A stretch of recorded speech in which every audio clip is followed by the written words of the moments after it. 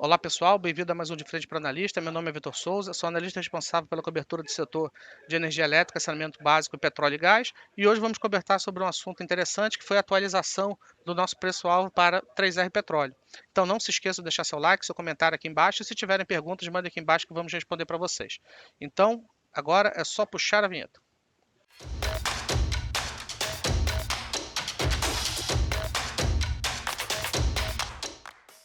Antes de vocês darem uma lida nesse relatório, eu peço para que vocês leiam o nosso relatório relacionado aos dados que foram publicados na recertificação de reservas da 3R. Tá?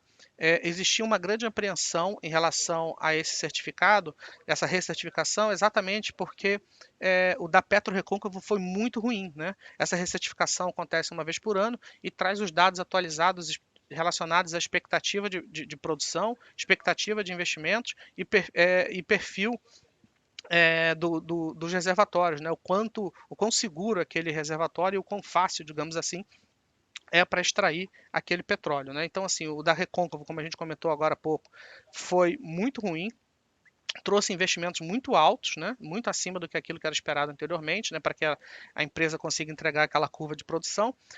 Então, existia esse medo, né, em relação a 3R Petróleo, porque afinal de contas ela também é onshore e atua numa região muito próxima à da Recôncavo. Então, o que, que aconteceu? Quando a gente observa os dados da 3R, da recertificação dos campos da 3R, houve sim uma ligeira deterioração de fundamentos, né? Principalmente no que diz respeito à curva de produção. Aquela produção ela se manteve razoavelmente igual em termos de volume, mas ela foi postergada. Tá? Então, ela basicamente nos próximos 3 anos ela vai produzir menos do que se esperava. Então, e além disso, houve também um ligeiro incremento na parte de investimentos esperados, e esses investimentos que estavam mais alocados no longo prazo, eles foram trazidos mais a valor presente, ou seja, para que a empresa consiga desenvolver aquela produção esperada, ela precisa investir mais no curto prazo. Então, veja bem, você tem um cenário em que ela vai produzir menos no curto prazo e vai investir mais no curto prazo. Então, o resultado disso, naturalmente, é um fluxo de caixa mais apertado. Tá? Então, assim, existe uma destruição de valor, não muito, né, marginal, assim, utilizando esses dados que foram divulgados lá no certificação de reservas, e isso foi apropriado às nossas estimativas. Além disso, quem tem acompanhado aí com algum carinho aí os relatórios que a gente vem publicado, a curva do preço do petróleo, quando teve essa recertificação do PetroRecôncavo, ela estava razoavelmente conservadora, né? Estava ali, poxa, tem toda uma dúvida relacionada à demanda, etc. E o que aconteceu ali no meio do caminho foi a decisão da OPEP em cortar a produção. Então, depois disso, o petróleo chegou a subir, o Brent, né, chegou a subir 7, 8% no dia.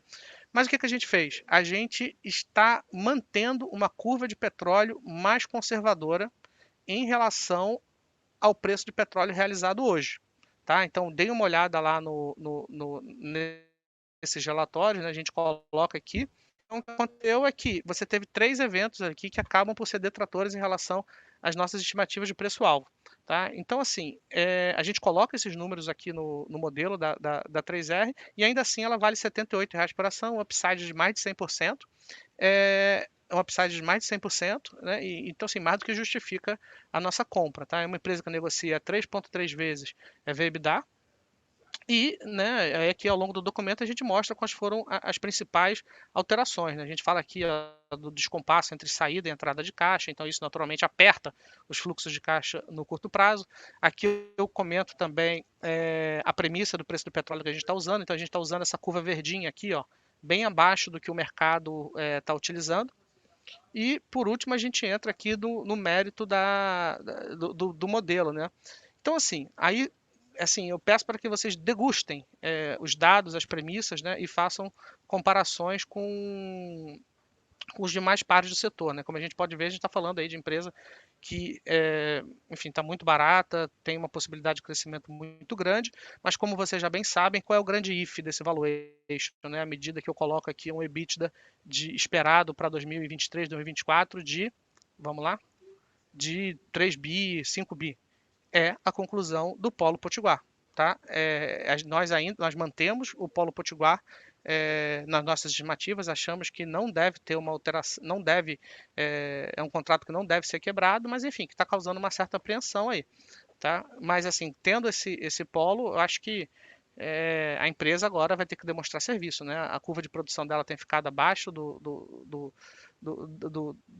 esperado, né, na certificação passada. Eles já trouxeram essa nova realidade para essa de agora, mas ainda assim, como eu comentei agora há pouco, é uma empresa que está muito barata e que, passando essa questão aí do Polo Potiguar, eu acho que vai performar bem. Tá? É desnecessário dizer que o grande vencedor, a grande vencedora, né, desse processo de recertificação que passou a PetroRecôncavo, a 3R e a Prio foi a Prio. Né? Então, se a gente permanece com a prioridade com a Prio, né, em relação aos valuations, né, não à toa ela faz parte da nossa carteira de top picks, né, de top ações, mas a 3R sim tá bem descontada, tá? Então assim, é um case que ainda não caiu, né? Enquanto que a Recôncavo a gente não tinha como compra, mas assim, ela acabou sendo afetada e teve seus fundamentos deteriorados, né? Principalmente por essa questão dos investimentos. Então é isso, eu espero que vocês tenham gostado. Qualquer dúvida, por favor, entre em contato aqui no chat que a gente pode bater um papo. É isso e até a próxima.